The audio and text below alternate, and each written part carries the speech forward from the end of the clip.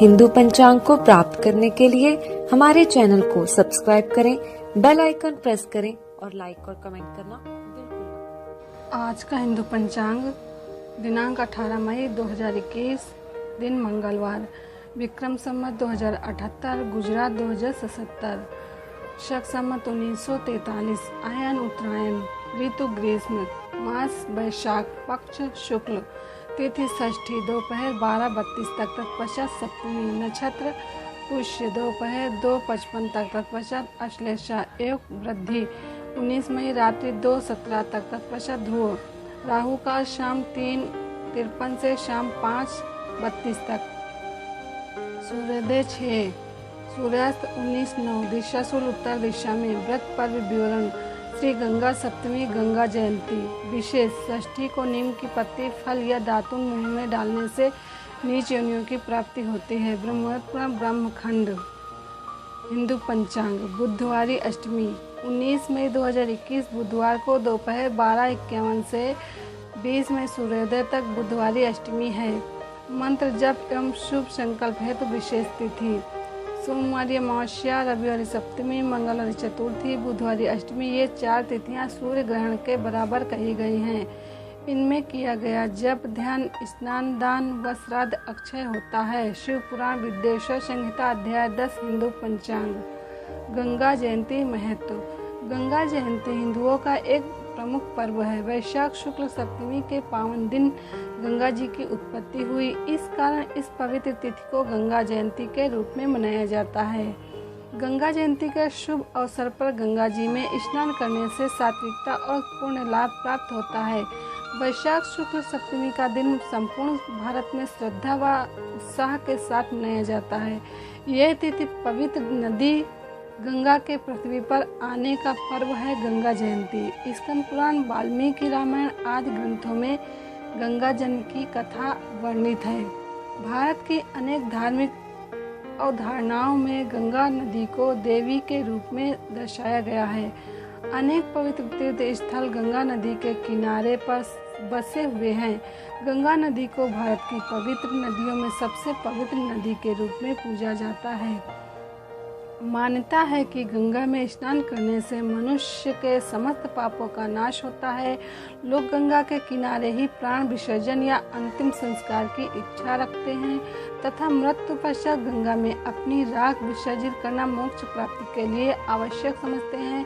लोग गंगा घाटों पर पूजा अर्चना करते हैं और ध्यान लगाते हैं। गंगा जल को पवित्र समझा जाता है तथा समस्त संस्कारों में उसका होना आवश्यक माना जाता है। गंगा जल को अमृत समान माना गया है।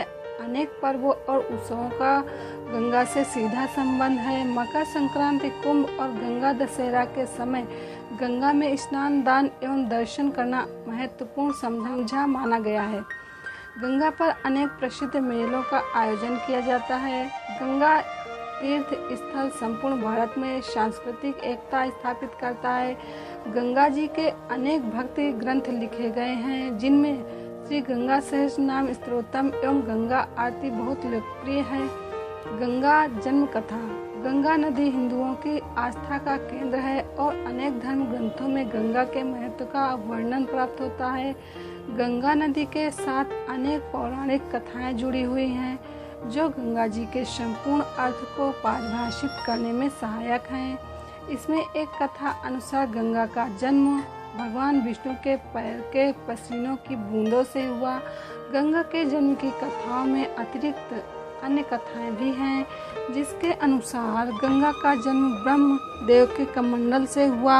मान्यता है कि वामन रूप में राक्षस बलि से संसार को मुक्त कराने के बाद ब्रह्मदेव ने भगवान विष्णु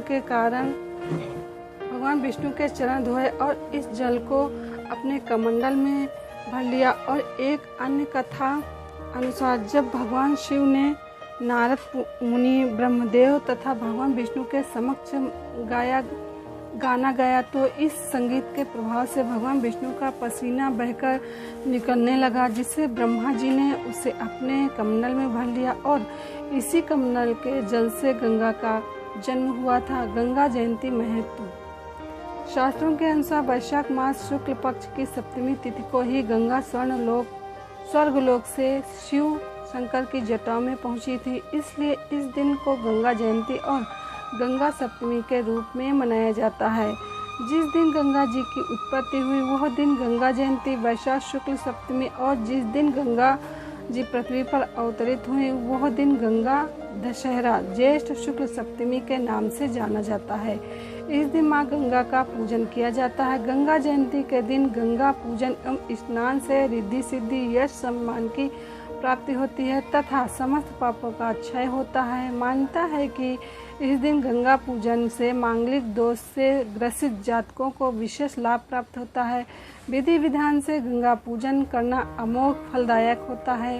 पुराणों के अनुसार गंगा विष्णु के अंगूठे से निकली हैं, जिसका पृथ्वी पर अवतरण भगीरथ के प्रयास से कपिल मुनि के शाप द्वारा भस्मीकृत हुए राजा सगर के 60,000 पुत्रों की अस्थियों का उद्धार करने के लिए हुआ था।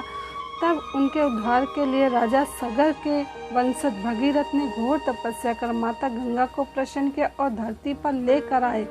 गंगा के स्पर्श से ही सगर के 60,000 पुत्रों का उद्धार संभव हो सका। इसी कारण गंगा का दूसरा नाम भगीरथी पड़ा। हिंदू पंचांग संपादक अंजनी नीलेश ठक्कर। हिंदू पंचांग प्रकाशित स्थल सूरत शहर गुजरात। हिंदू पंचांग। हमारे चैनल को सब्सक्राइब करें, उसके लिए सब्सक्राइब बटन दबाएं। नए वीडियोज का नोटिफिकेशन पाने के लिए